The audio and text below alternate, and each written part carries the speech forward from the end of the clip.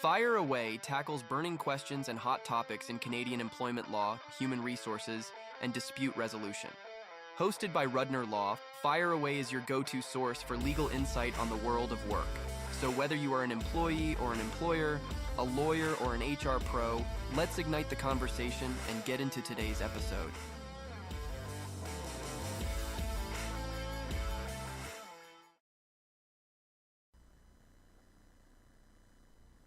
Okay, well, that was pretty cool. Hopefully everyone enjoyed our new intro video, or if you're listening to the podcast, our intro audio. Sneak peek, we have a brand new outro as well. So there's your motivation to stick around to the end of the show today. For those of you guys who don't know me, my name is Stuart Rudner. I'm an employment lawyer and mediator, founder of Rudner Law, and I'll be hosting this episode of Fire Away, which is season 7, episode 1. Very excited to have our new intro, our new outro, and a returning guest. So today I'm going to be joined by Axis Geffen, who is the president of Axis Vero Incorporated. Axis has been on the show before. I've known Axis for many years. He is a well-seasoned, trained, and excellent investigator that I've worked with on many occasions. And he's back today talking about covering some of the more difficult investigations and things like assessing credibility, whether you can really tell if someone's lying or not, and why you should show unconditional love for your interviewees. So we'll get into all of that. Very excited about this. Axis, welcome back. Thank you. Good to be back. It's been a couple of seasons. Yeah, apparently it's been 4 or 5 seasons, which, as we keep saying, time flies. It does. It's great to have you back. And I mean, look, we work together a lot. I've got a pretty good sense of how you approach these things, but for a lot of people, a lot of clients I talk to and just people I talk to generally, the whole notion of assessing credibility just completely intimidates them. And the number of failed investigations I see where people just conclude that they can't conclude anything is somewhat staggering. So I want to just get right into that. You know, in my ideal world, every case would have a series of emails or text messages which would show us exactly who said what and when. But real life doesn't quite work that way. So when you have issues of credibility, how do you decide who's telling the truth? Well, credibility is an interesting thing.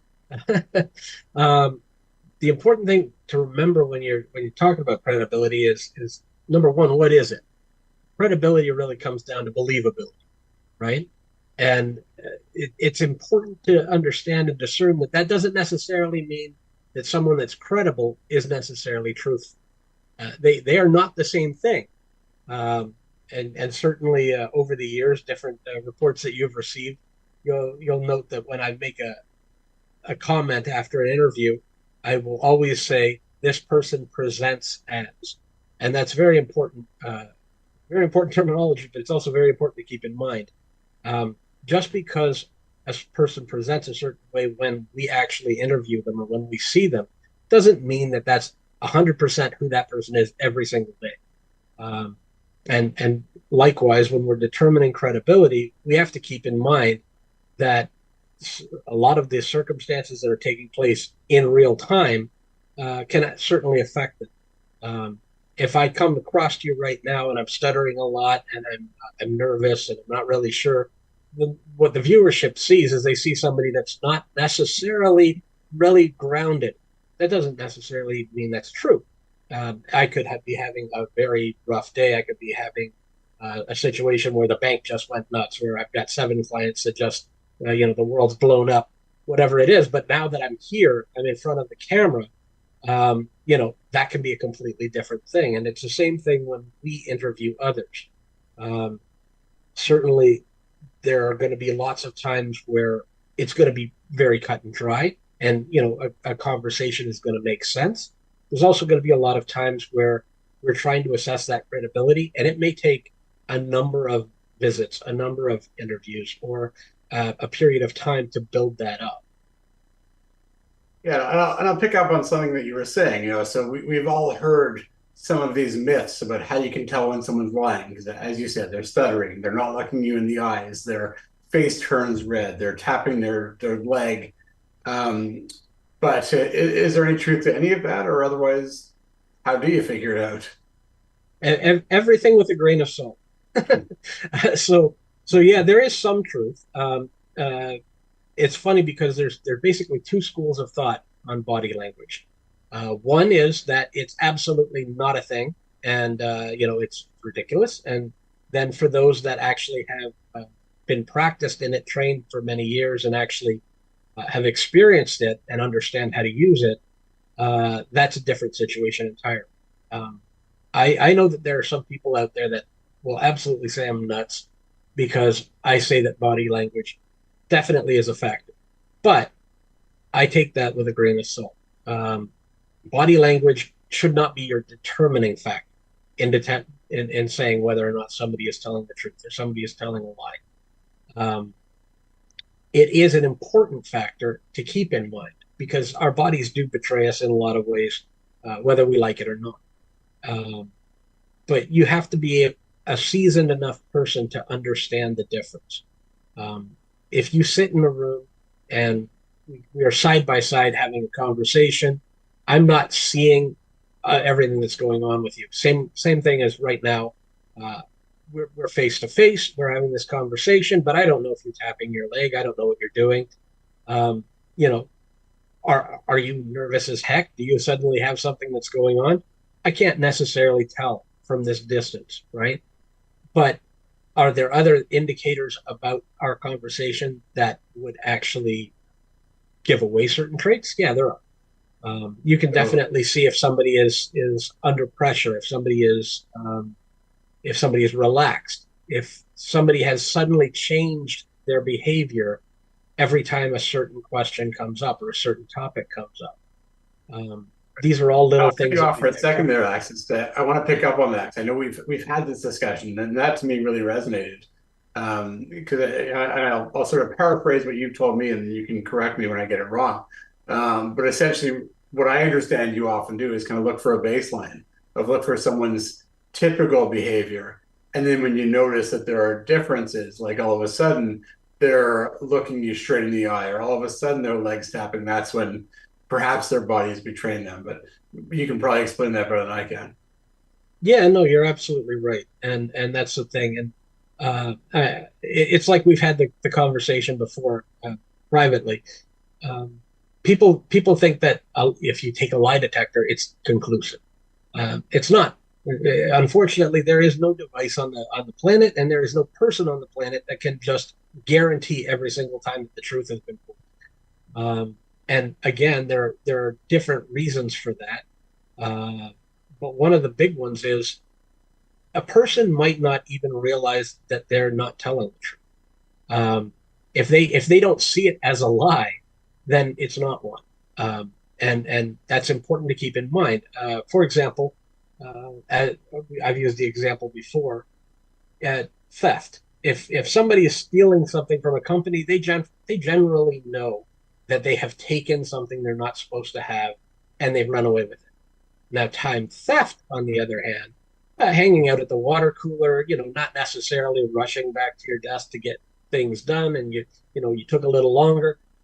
Some people would see that as an absolute clear cut thing. Other people don't recognize that. They go, well, Joe gets smoke breaks, so what's the difference if it takes me an extra 10 minutes to get back to my desk after a wash, right? Like, I mean, it is what it is. If you don't understand that what you've done is wrong and you don't actually perceive it as a lie, then you might fully think that you're telling the truth. Likewise, an employee that maybe has a piece of company equipment or something that they've created, and they sit there and they go, "Oh no, I've never taken anything from the company." And you say, "Well, what about these several files that are in your possession?" "Well, I made those." "You did, but you worked for the company at the time, and the company owns them." "Yeah, but I made them." And you'll get into that. That can actually be a back and forth that goes quite a while because until they actually have the perception that that is a crime, that there's something has actually happened, you could be beating a dead horse for a long time, you know? Yeah, no, it's a great point about how they may not realize they did anything wrong. So I'd love to if you can share an example, obviously no names, of a situation where someone's body did betray them, and you're able to at least reach the conclusion they were lying. I think people would love to hear about that. Okay, well, again, I wouldn't say body language alone leads to that conclusion. Now, definitely, I had I had a specific interview where um, every time, basically in this interview, there was an allegation of a romantic affair that wasn't supposed to have been allowed. Um, so in this situation, every time we discussed work, we discussed family life, we discussed movies, we discussed any of these other topics, the person was absolutely back in their chair. They were relaxed. It was no big deal. Every time any kind of inference came up to this person or to specific things we knew about, that person would all of a sudden straighten themselves up, and they would struggle a little bit on the talking, and they become a little nervous, and you could physically see them becoming like a little hot under the collar, and they, is it okay if we take a break for a second? I just need a glass of water, and that's fine. It doesn't mean that that's all the indicator. There could be a lot of reasons, but over time, if you're having a few hours of interview and it's only at those specific moments that things are happening, then that might be a good indicator that there's something there that's bothering that person. Um, and that's another thing is when we interview somebody, we have to make sure that we're getting to the source of the information we want. And that's one of the things that becomes an issue depending on which methodology you're using when you actually uh, conduct an interview. So what do you mean by that when you say getting to the source of the information you want? All right. So, for example, the read method, uh, very traditional, old school way of doing it. It was a gold standard up till a few years ago, and police, law enforcement, military, everybody was taught the read method. I've certainly been laughed out of rooms over the years because you don't do the read method. Like, what's wrong with you? The read method, just so you understand, is not an interviewing technique. It is an interrogation technique. And basically, there's a big difference between an interview and an interrogation. In an interrogation, you're coming in saying, I already know the answers to my questions, and I'm going to figure out how to get you to admit to what I already know. And the problem with that is, as obviously people have learned over time, is that you can get forced confessions and you can get inappropriate confessions and you can get people that just confess because they're breaking under pressure. Um, but it doesn't necessarily mean that they're telling the truth. Even if they're self-incriminating, they might not be telling the truth because you've interrogated them. You've basically forced them into that box. Now, an interview, on the other hand, it's really a discussion between people trying to figure out answers to what's happened. They're trying to understand how something happened. If I get brought into an interview where um, somebody is alleged of having inappropriate conduct that has cost the company $1 million, if I come in and I go, now, why did you do this thing that cost $1 million? Immediately, I've already decided that they've spent $1 million.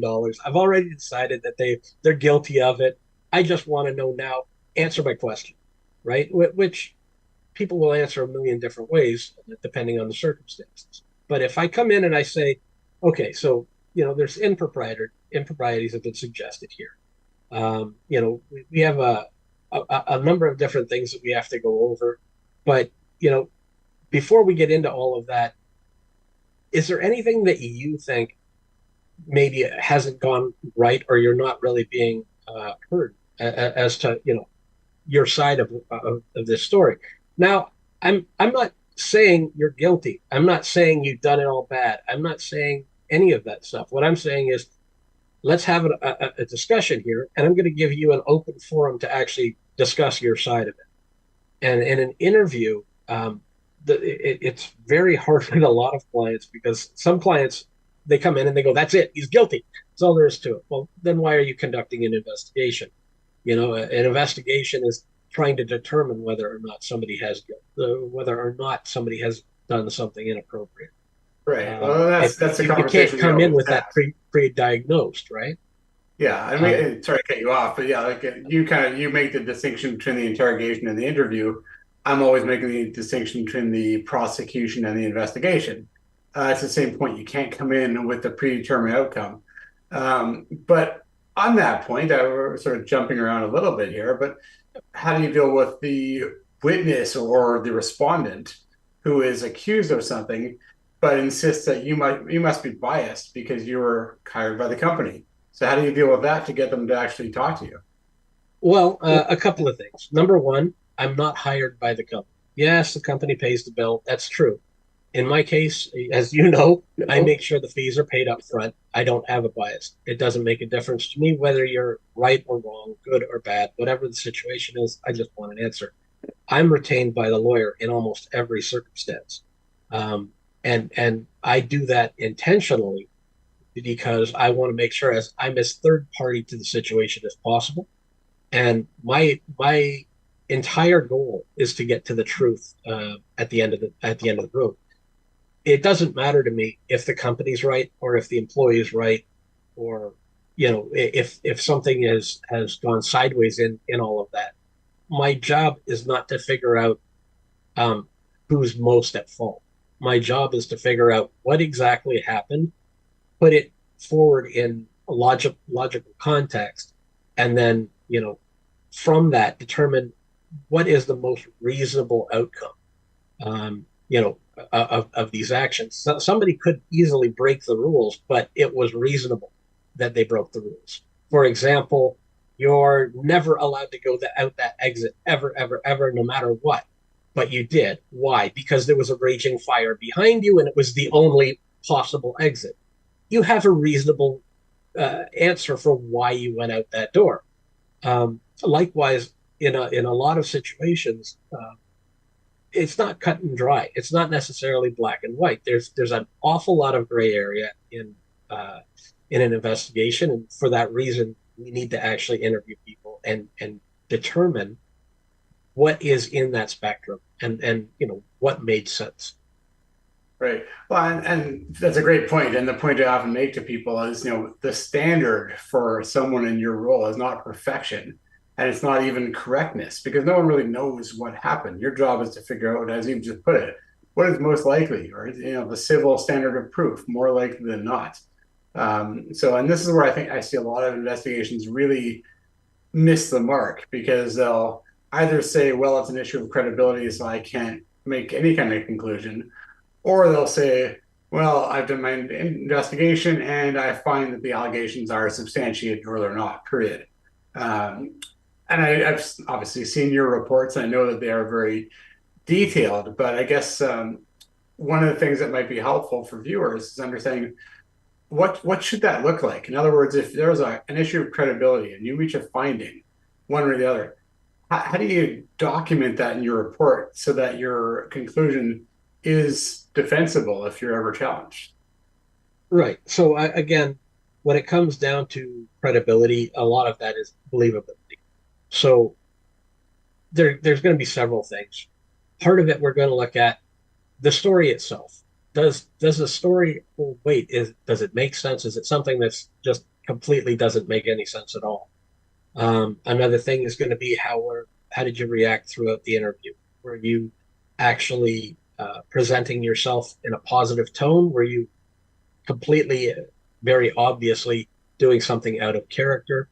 All of these different factors are going to come into play, and the investigator always keeps notes. So at the end of the day, I'm going to be noting the behavior and the actions and different things that have gone on. And throughout that, I'm going to keep those notes. That's part of what's going to defend my position later when somebody says, well, why did you think that? Well, I thought that because boom, boom, boom, boom, boom. Oh, well, you know what? That does sound reasonable.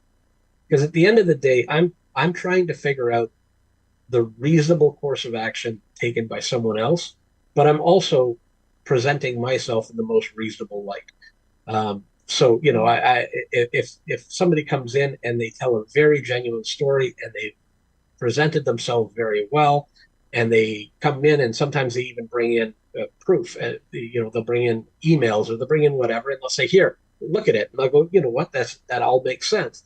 Now, if I turn around and I go, "But I don't believe you," okay, why? There's got to be a good reason. Right? You have to have something to back that up. So same kind of deal, right? I'm definitely going to keep track of all of that. Also, when it comes to evidence, I'm going to create my own supporting documents. If you Mhm. present evidence, I'm going to look for that email. I'm going to look for proof that it was actually real. It can't just be everything at face value. And it also raises another point, which I mean, I know you and I are sort of preaching to the choir here, but let's say that happens. Let's say that you interview the complainant and they say that such and such happened. You interview the respondent who says, "I didn't do it, and here I've got the email which proves it." And you look at it and it's pretty compelling. I find a lot of what I'll call amateur investigators, for lack of a better term, don't really believe that they can now go back to the complainant and confront them with that evidence. They kind of see the investigation in a linear fashion. You go from one party to the next, the next, the next. You never go backwards. I think I know the answer to this, but assuming that it plays out this way, would you then go back to the complainant and say, well, you said that this happened, but based on the email I've seen, which I'm showing you, it doesn't look like that's possible. So would you confront them and give them a chance to explain that? The same for the respondent. I mean, that's also it doesn't just go back one way. It is a two-way street.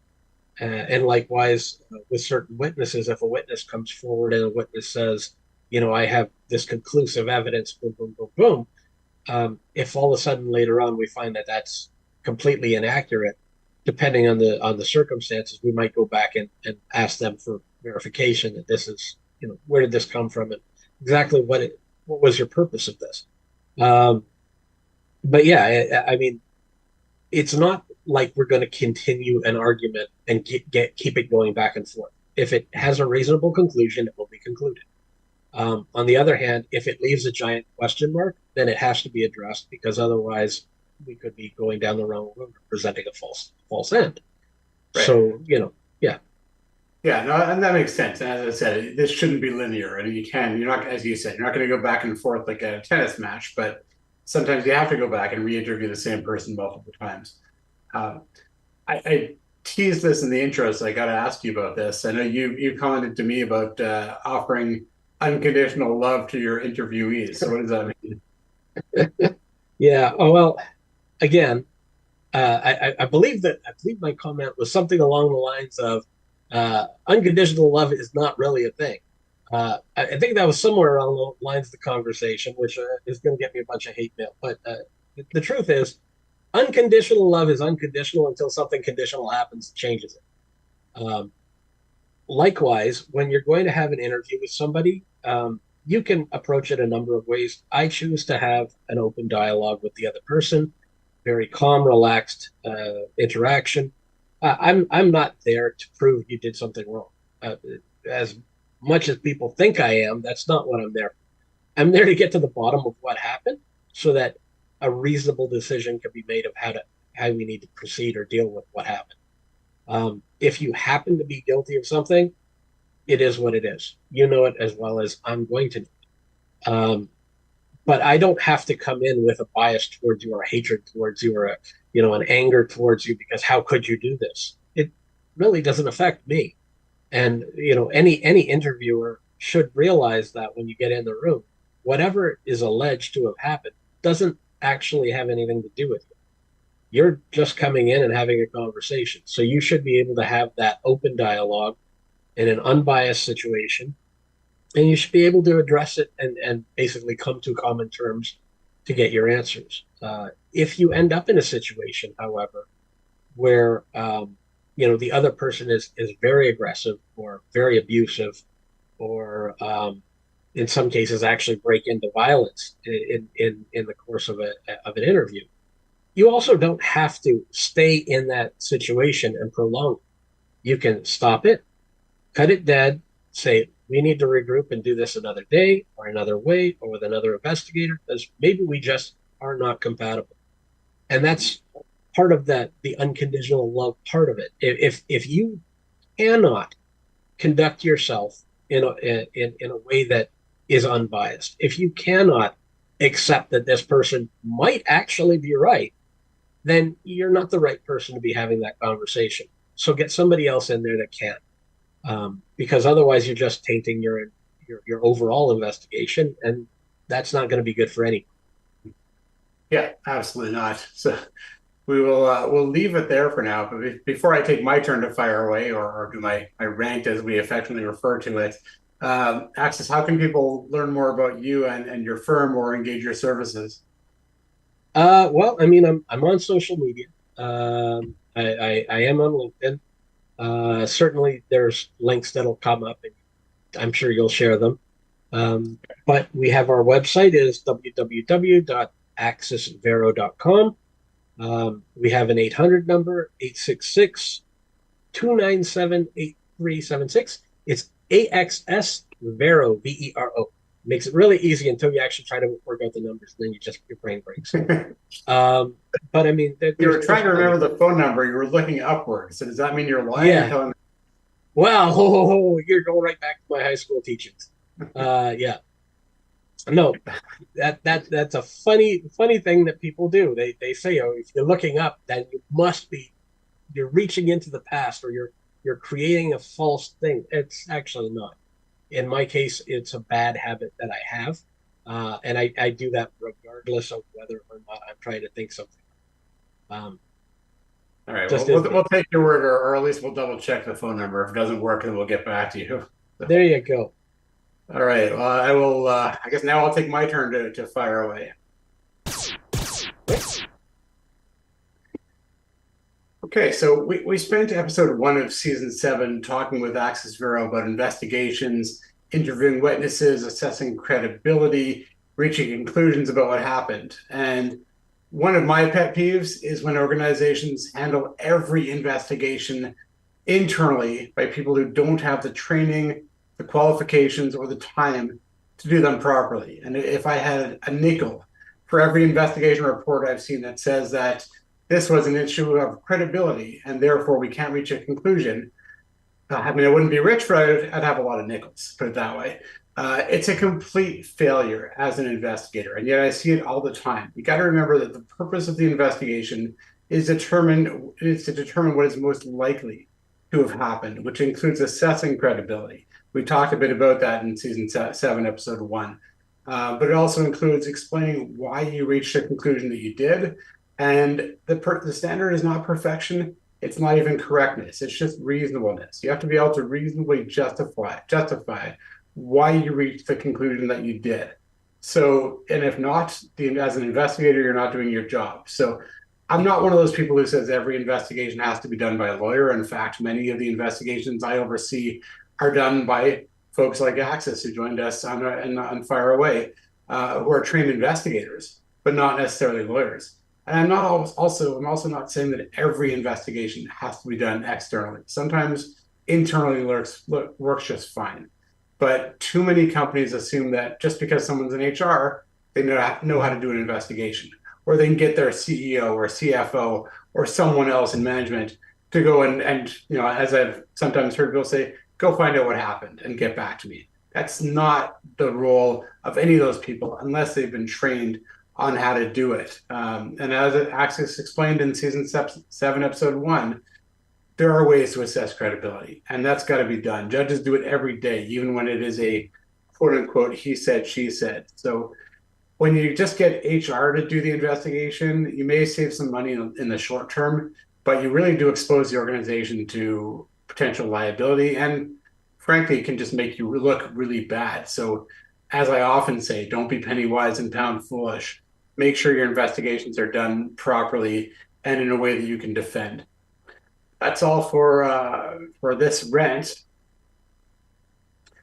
That's a wrap for season 7, episode 1 of Fire Away. So I want to thank everyone for tuning in, and I want to thank Axis Geffen again for returning to the show. And I suspect we may have you back again in the future. But thanks for some insightful comments today on investigations generally. Appreciate you joining us. Just a reminder, the past episodes can be found on YouTube and on our website and archived on Facebook. If you like our page or subscribe to our YouTube channel, you'll get notifications when episodes are live. Also, just to let you know, our next episode will be on March 19th. And as always, thank you to Rob, Rebecca, and Mark for helping put the show together. Thanks for tuning in. See you next time. At Rudner Law, we want people to treat their employment relationships as legal relationships and make informed decisions rather than assumptions. Keep up to date on Canadian employment law issues by following us on Twitter, Instagram, LinkedIn, and TikTok, liking our Facebook page, subscribing to our YouTube channel, and signing up for our newsletter. As we always say, none of that replaces legal advice tailored to your specific circumstances. If you think you might need an employment lawyer, you probably do, so please don't hesitate to reach out to us.